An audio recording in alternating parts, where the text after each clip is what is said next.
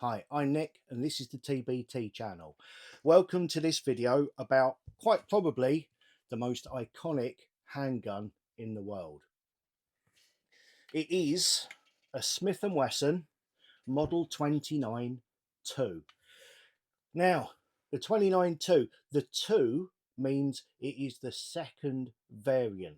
You get a 29 no dash, a 29-1, 29-2, etc. And that's part of how you find out the age of the gun. And also, inside of there, you've got a serial number. So I know that this gun is from 1973. At about that time, it was made very famous by a certain Mr. Eastwood in a film which became quite popular called Dirty Harry. Now, this is the 44 Magnum, probably the most powerful handgun in the world that was used in, in fact, not the actual one that was used in that film, but it is the one with the 5.5-inch barrel. It's the 29-2. It's from the correct era. It's in 44 Magnum. Obviously, all 29s are. So this is a gun. When I saw it, I had to have it. Absolutely had to have it. Now, as far as the most powerful gun in the world claim goes, it wasn't really even true back then in the early 70s. You could get a more powerful one. I think it was I can't remember the name of it now. It wasn't something that was generally available off the shelf, but there was a more powerful handgun. But as far as off the shelf handguns go, this was pretty much it. This was the one. Now, they're still making the Model 29. But collectors generally agree that the older ones are better. You've got pinned barrels, you've got recesses in the drum there for the cartridges, etc. And it's just so well made. The bluing on it is fantastic. Now, the grips, bearing in mind this is a 51-year-old gun, you will agree that those grips look pretty spectacular. That's mainly because my friend Craig Petty back in the UK, actually he worked on these grips for me because they were a bit careworn with age, but I gave them to him and he's done a fantastic job restoring them, which is why they look as amazing as they do. Now the gun's empty. I'm just going to close it up there. It wasn't a popular gun when the film came out.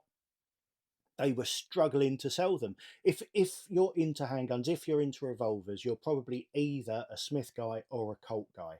Okay, and the Colt Pythons were very, very popular, and the 44 Magnum as a round wasn't particularly popular. It was more, people wanted the 357 Magnum more. But these, after the film came out, these were in such demand that they struggled to make enough of them. In fact, there's one scene in the film where what's his name? Is it Scorpio? I can't remember the baddie's name in the film now. But anyway, they're at the base of the statue and he says, "Drop your gun," and Clint Eastwood throws the gun like that and you hear a clatter on the floor, which still makes, oh, it's a horrible feeling. He was supposed to throw it onto a mat which was on the floor, and then they put a sound effect on. He missed the mat. That was an actual sound of the gun clattering on concrete, and they had to find a replacement for the rest of the film because it was damaged, and they struggled to find one.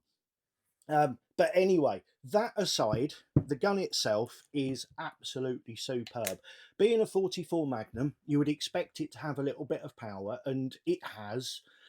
With the standard factory ammo, it's around about 800 to 850 foot-pounds of energy behind the bullet, which is significant.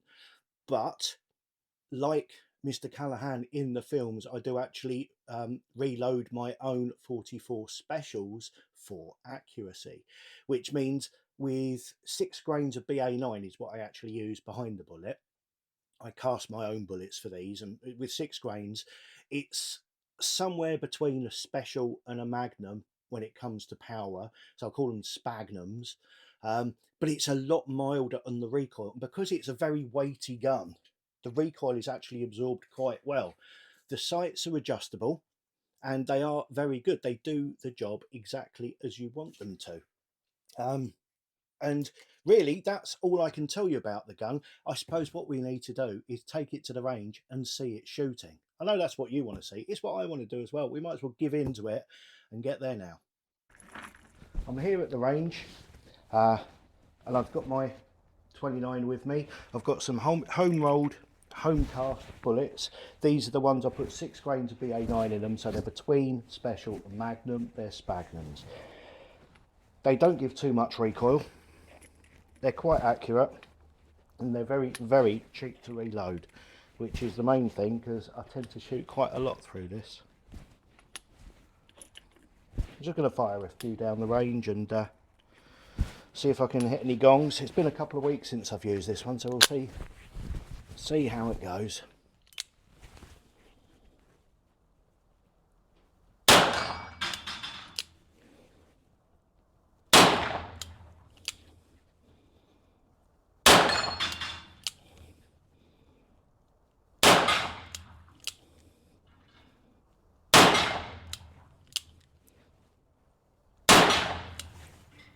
I'm hitting a lot of backplate there.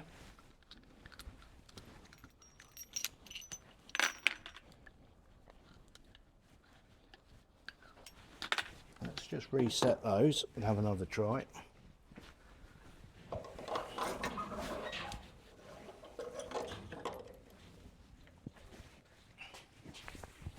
I actually think the problem is because I'm trying to shoot two-handed, I'm using my left arm and it's hurting like hell. So I might give single-handed a try instead. I have fired with the full power Magnum single-handed. That was a silly thing to do. Hopefully it's better with these Spagnums. But maybe not.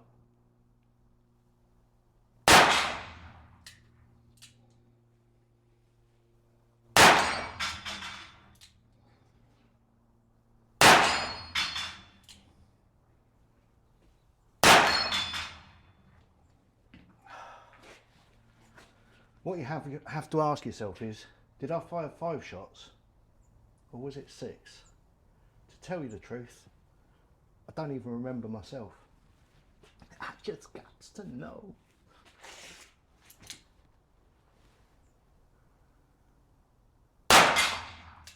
And I bloody missed, didn't I?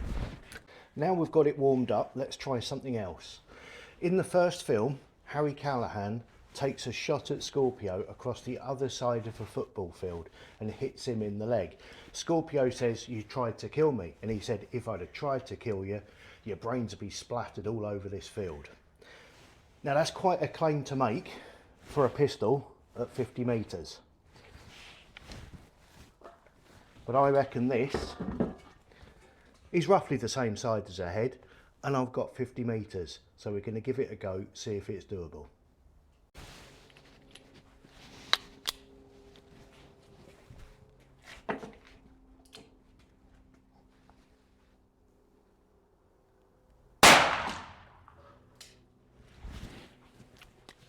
That is why I love this pistol. All the shots so far have been with my home rolled Spagnum, somewhere between Special and Magnum power. Running about 500-600 foot-pounds. But let's have a look and see what a full power 800 foot-pound round does to a pumpkin. Do you feel lucky? Well, do you, pumpkin?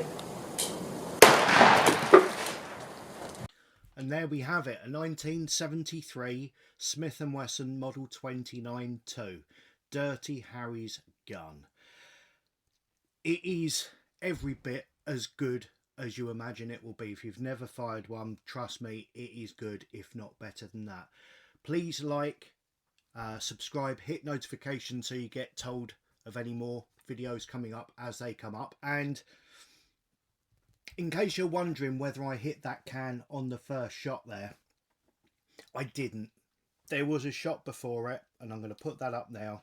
The first shot, I actually hit the wood underneath it. It fell over. I thought, oh, that'll do, but no, that would have been cheating. So there you go. I'll leave this bit. Thank you. Goodbye.